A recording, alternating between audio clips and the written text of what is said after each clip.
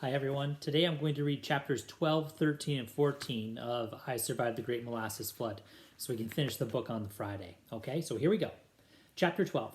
3 days later, January 18th, 1919, around 7 a.m., Boston City Hospital. Hello? Are you awake? Carmen's eyes opened. A woman was holding her hand. Was it Mrs. Grosso? No, this woman was very young, with red hair and freckles. She was wearing a white cap. A nurse, Carmen realized. Hello, darling, the nurse said, her Irish accent tickling Carmen's ears. I knew you were waking up. Carmen looked around. A pink curtain surrounded her bed. She was in a hospital. She tried to sit up, but her leg throbbed in pain. Carmen sucked in her breath. Don't fuss too much, love, the young nurse said. You have quite a wound on your leg. Lost yourself quite a lot of blood. Doctors stitched you up, though. You'll be running around soon enough. How long have I been here? Carmen asked. Her voice was scratchy. The nurse fluffed Carmen's pillow and straightened her blanket. 3 days. 3 days? How was that possible? Carmen lay back as the nurse took her pulse. You're in good shape, the nurse said, compared to some of the others. Who would have ever thought that a molasses tank could explode like that? The whole waterfront is gone, you know. They're going to be cleaning up for months. Carmen's mind was clearing. It was all slowly coming back to her. The shattered tank, the raging river of molasses, the bodies floating by. Carmen sat up and gasped. Tony, she blurted out. What happened to Tony? Who? The nurse said. My friend, my best friend. Just then, someone called from the other side of the room. Nurse, we need you here. Don't you worry, love, the nurse said to Carmen. You rest now. I'll be back. And she disappeared through the curtains, leaving Carmen all alone. But she wasn't alone for long. Carmen heard them before she saw them.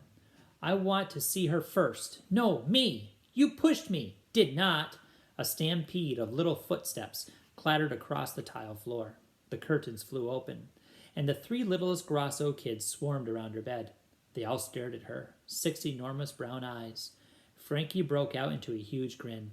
He raised his hands up into the air. She's alive, he bellowed. Carmen laughed.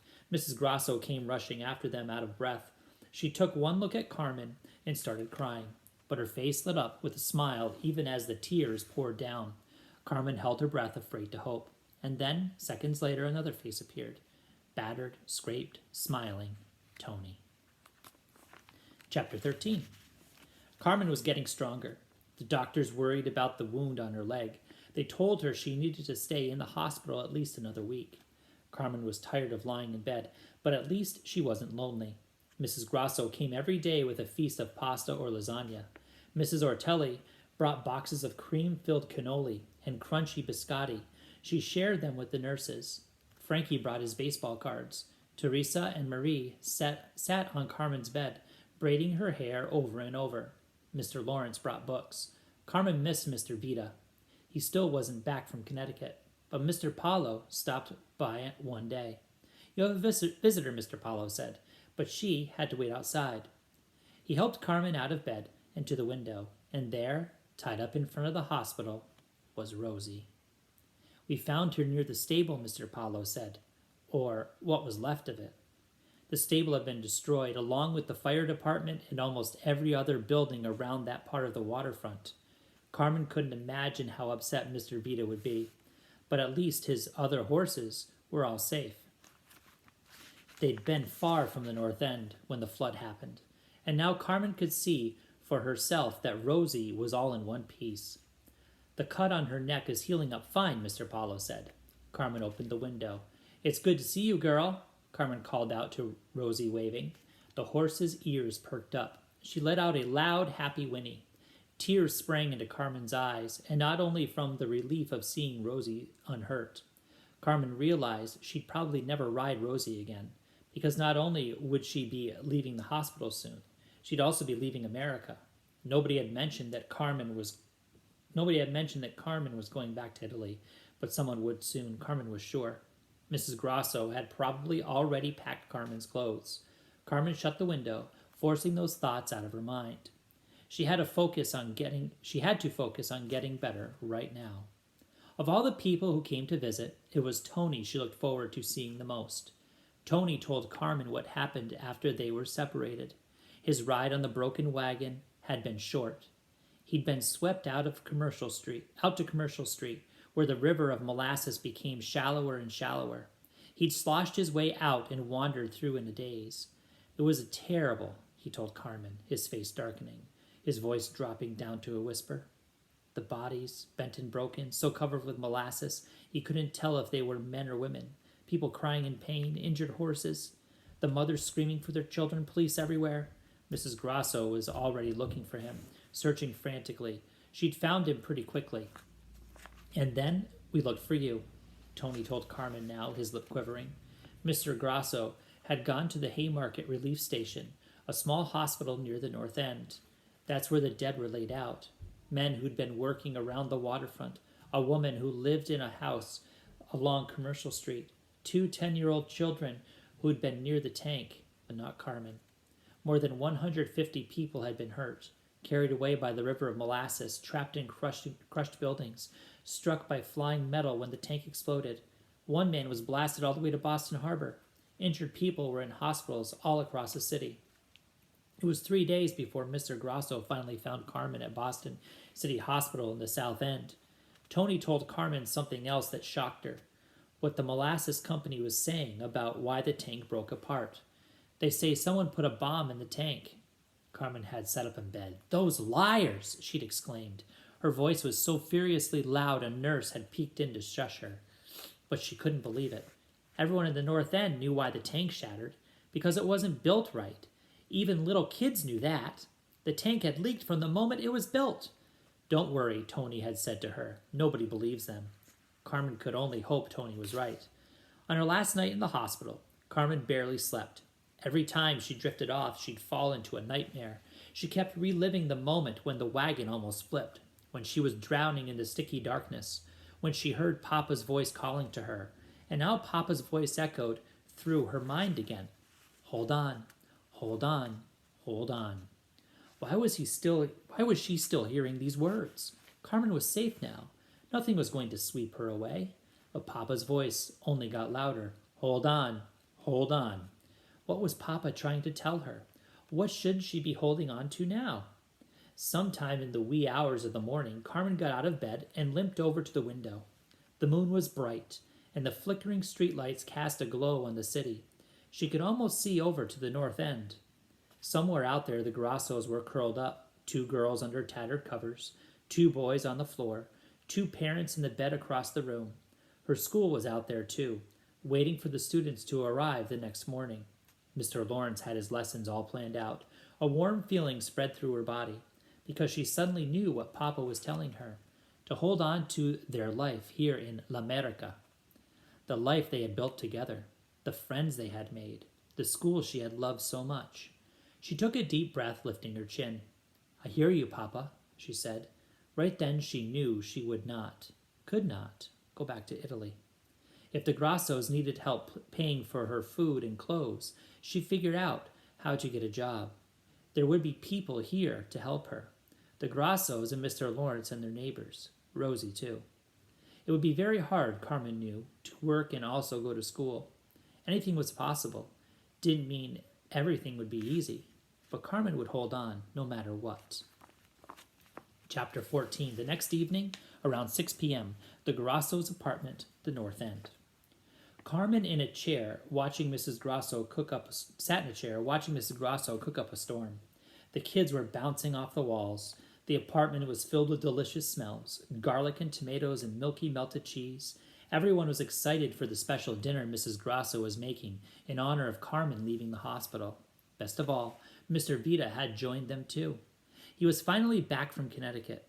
Mr. Grasso had gone to meet him at the train station. When is Mr. Vita coming with Carmen's present? Frankie asked. This was the 3rd time today someone had mentioned a present for Carmen. Shh, Tony said, slugging Frankie's arm. The present is a surprise. You shh, Frankie said, giving Tony a shove. I want a present, Teresa whined. My present, wailed Marie. Mrs. Grasso looked up from her pot. Basta, enough. Tony, please take everyone into the bedroom. Make sure the beds are made. But Mama, go, Mrs. Grasso said. Tony looked at Carmen, who could only shrug helplessly. She wanted to help him with the kids, but the doctor had warned that Carmen had to rest her leg. Mrs. Grosso had ordered her to stay, put in her chair. Tony herded the kids into the bedroom. The door closed, and Mrs. Grosso looked up at Carmen with a relieved smile. Some peace, Carmen smiled back. Tell her now, Carmen thought. They were finally alone. Now was her chance to tell Mrs. Grosso that she wasn't going back to Italy. Carmen cleared her throat. She was afraid Mrs. Grosso would be mad, that she wouldn't understand, but Carmen still had to tell her. Mrs. Grosso, she said, I need to talk to you. Yes, dear, Mrs. Grosso said. Carmen took a breath and blurted it out. I know about the plan for me to go back to Italy.